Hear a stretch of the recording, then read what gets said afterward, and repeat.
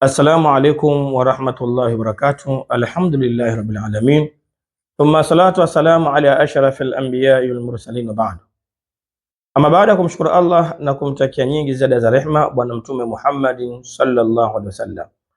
Mpenzi mtazamaji, bwana, leo tunaendelea na darasa zetu, na moja katika darasa la ilmu ambao tunaenda kulifanya leo bwana, tunataka tuwasaidie watu ambao wenye kero ya waume zao ama wake zao, kifupi wana ndoa zao, ambao wenye tabia ya kufanya uzinifu nje ya ndoa zao.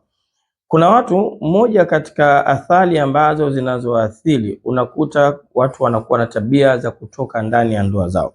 Aidha kama ni mwanamke anatoka ndani ya ndoa yake, ama mwanaume anatoka ndani ya ndoa yake, kiasi ambacho imefikia mahala anapelekea ndoa kukosekana kwa amani ndani yake na kusababisha matatizo katika maisha ya kimahusiano ya ndoa. Hali hii imekuwa inaleta mawazo aidha kwa mwanamke ama kwa mwanamume ambaye ameoa ama kuolewa katika ndoa hiyo, na kusababisha kitu fulani, migogoro ndani ya ndoa. Sasa leo nimeona kuna njia ambazo tunaweza kuitumia. Wakati fulani sio mtu anafanya kwa akili yake, bali kuna muda wakati fulani mtu anafanya kwa sababu kuna muda ana mdudu anamwathiri, ama mwingine anakuwa anaathiriwa na uchawi.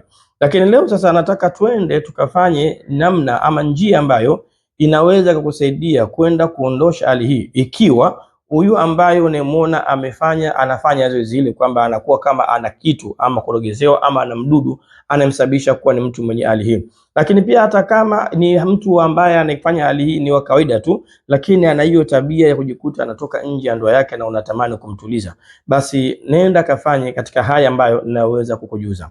Kitu gani ambacho unatakiwa kufanya? Tafuta gome la mzizi unaitwa mtamba. Tafuta gome la mzizi unaitwa mtamba. Ukishapata kigome ambacho kenye ukubwa wa mkono wako na upana wake kwa urefu, nenda kachukue miongoni katika aya za Qur'ani katika surati Yasin, andika salamun qawlan min rabbir rahim. Andika aya hii mara 7, maana yake rudie mara 7, kisha utaandika jina la yule mtu ambaye unayemkusudia katika ilo zoezi ama dawa hiyo unayotengeneza, pamoja na nia yako utaiandika hapo. Ukishamaliza utafanya kazi ya kuanika gome lile kila siku ndani ya siku 7.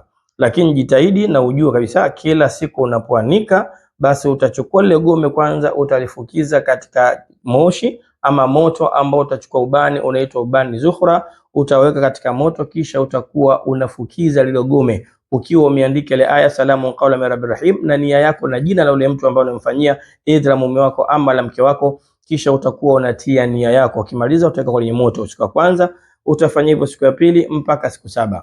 Ukishamaliza siku 7, kitu unatakiwa kufanya, ponda lile gome lako, liponde kabisa, liwe unga ambao ndani yake tayari kuna yale maandishi uliokuwa umeandika ambayo hajafutika. Hakikisha unaponda ule unga wake. Ukishaponda ule unga, unatakiwa kufanya uchuje uwe kidogo laini. Sasa unatakiwa uende aidha, sasa utaugawa katika makundi mawili. Kundi la kwanza utakuwa unamwekea yule mpendwa wako, atakuwa anakunywa ndani ya siku 7. Lakini kunywa wake vipi? Aidha katika chai, ama utamwekea katika mboga, ama hata katika maji, ili mradi tu awe anakula walau kwa siku mara moja. Utafanya ndani ya siku 7, lakini kiasi utachukua utamwekea kwenye maji yake ya kuoga. Sasa kwenye maji ya kuoga ukiweka unga tu hivi, anaweza kuona umemfanyia jambo, ungeanza kuita mchawi. Unatakiwa kufanya aloweka yale maji, ile dawa iloweke kwenye maji. Ukishaloweka kwenye maji, maana yake ukimaliza unaona kabisa imeloweka siku 1, kisha utaichuja. Ukishaichuja ile maji atakuwa hana shida, utamwekea kwenye maji yake, uichanganyia, hawezi kuona kama kuna dawa imechanganywa, atakuwa anaoga. Lengo lako ni kutengeneza, kumsababisha huyu mwanaume wako ama mke wako asiwe na tabia ya kutoka nje ya ndoa yako. Mwache alifanye zoezi hilo ndani ya siku 7, kuoga na kunywa. Baada ya hapo inshallah, kuwa na subira, vumilia, tulia. Baada hapo jipe wiki 1 kuangalia tabia ambazo umeziona kama zitaendelea kufanyika ama kuwepo katika mwili ama maisha ya huyo mtu, na inshallah ukilifanya jambo hili kwa yakini, kuna kwa idhini Allah atakufanya wepesi na utapata majibu ya yale ambayo unayokusudia. Usisahau tu kusubscribe, kushare, kucomment, lakini pia na kulike katika haya tunaendelea kuyafanya, na inshallah Mwenyezi Mungu atakufanya wepesi na kila kitu kitaenda katika hali iliyokuwa nzuri. Ni mimi Khalifa Dr. Hussein Ngaokola, kwa machache sina ziada. Afu amikum, assalamu alaikum wa rahmatullahi wa barakatuh.